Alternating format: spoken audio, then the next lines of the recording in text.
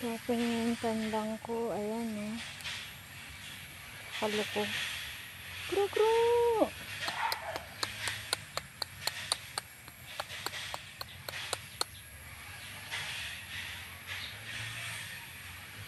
Ayun.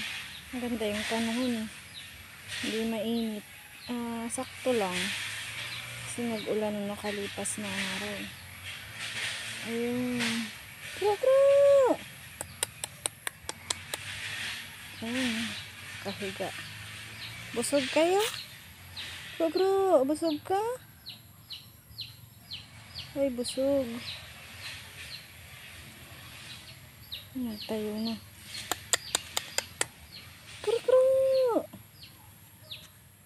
Kro kro!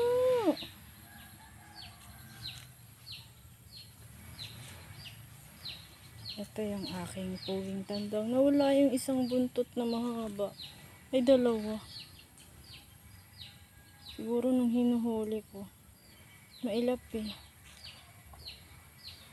Kro kro! Kro kro! Kro kro!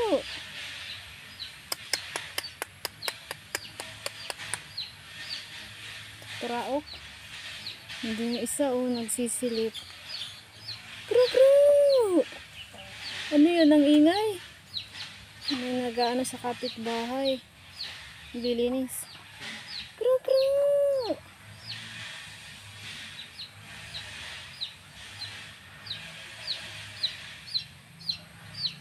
Masira yung buntot mo.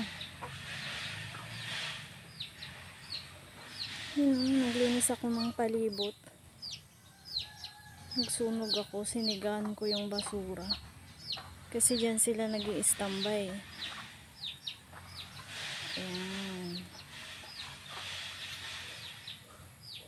Ayan.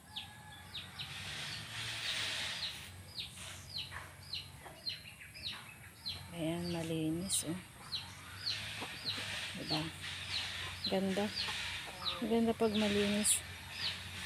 Tsaka yung yung mga dahon ng niyog, yung palapa, susunugin ko rin yan. Ayan, dun sa bulasan sila nagkakahig. Ganda pag malinis pa kasi mayroong kubra, sawa. Ayan, kro-kro!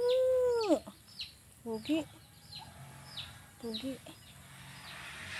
Ayan, walang ulan ngayon.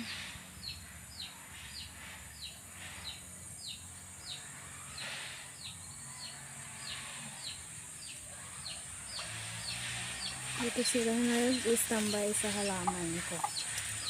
Ayan. Doon si Thunders. Matandang-tandang. 4 years na yan. Yan sila nagpapahinga. Mga sisil. Nature.